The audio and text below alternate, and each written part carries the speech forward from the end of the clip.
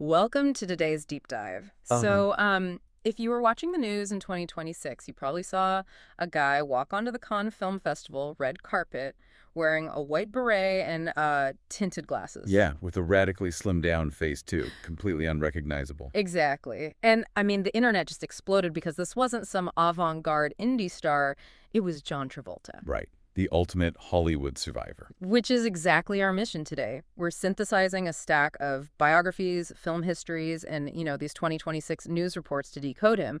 Basically tracking how a guy goes from a 1970s New Jersey high school dropout to claiming an honorary Palme d'Or at Cannes. And, decoding him really means just throwing out the usual Hollywood trajectory because his rise was blindingly fast. I mean, he leaves school at 17 to chase the stage. Yeah. And then practically overnight, he becomes the face of 1970s pop culture. First with the sitcom Welcome Back, Kotter, and then obviously Saturday Night Fever. Which has this fantastic irony baked into it, right? Because the movie that defined the whole disco generation was actually based on a completely fabricated magazine article. Right, by a writer named Nick Cunn. It was totally made up. I always love that detail. But, looking at his career, the usual roller coaster metaphor doesn't really work. To me, his career is, it's more like an aircraft in a deliberate aerodynamic stall. Oh, that's a really good way to put it. Yeah, like he lets the momentum completely die out, only to execute this massive high G recovery right before hitting the ground. I mean, look at his Oscar-nominated comeback in Pulp Fiction. How does he keep pulling out of that dive? Well, he pulls out of the dive through this immersive commitment to character that, quite frankly, people often underestimate. He doesn't just show up to hit his marks.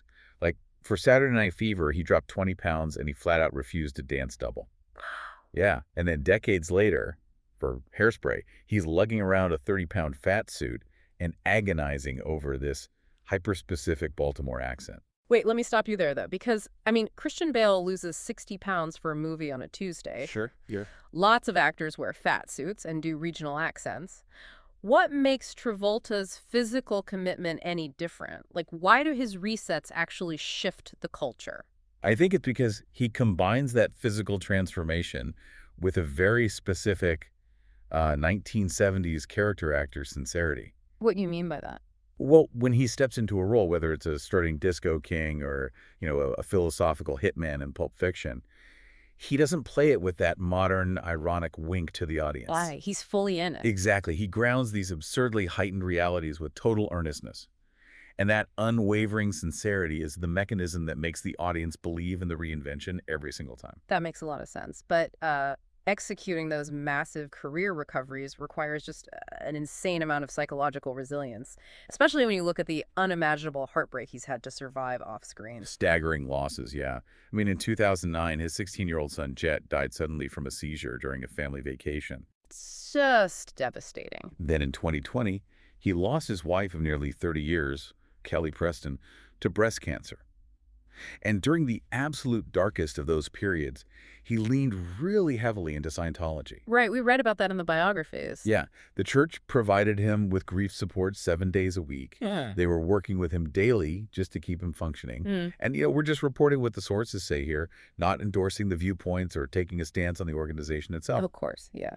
But if you've ever tried to navigate a major personal failure or loss, you really have to wonder, does leaning into a highly structured belief system provide the same necessary anchor in real life that a script provides an actor? I think it absolutely does. It gives you boundaries. Yeah. But while faith offered him that spiritual grounding, he also sought extreme control in the physical world. Through his aviation obsession, right? Exactly. Yeah. Piloting a commercial jet requires hyper-focused, absolute presence. There's literally no room for grief or Hollywood chaos when you're up there. Which brings us to one of the wildest flexes I have ever seen. He didn't just get, like, a hobbyist pilot's license. He bought a retired Qantas Boeing 707, a massive commercial airliner. A whole airliner. And he gutted the 150 seats, Yeah. put in luxury armchairs, bedrooms, a dining room. Then he actually goes to Qantas and offers them $100,000 just to paint their logo on his plane. And Qantas sees the PR goldmine. They counteroffer and say, keep your money, become our official brand ambassador, and we'll cover the $4 to $5 million annual upkeep of the jet. That is brilliant. He flipped a massive financial liability into a multi-million-dollar corporate sponsorship. But he didn't just use it to fly to movie premieres, did he? No, he piloted that exact 707 on relief missions. He flew doctors and supplies into Haiti after the earthquake and then New Orleans after the hurricane. He took the ultimate symbol of control and used it to bring order to chaos, which really brings his entire story full circle to that viral 2026 Cannes appearance. Right, where he was promoting his new film, Propeller One-Way Night Coach, literally merging his cinematic life with his aviation life. Which leaves you with this thought to mull over.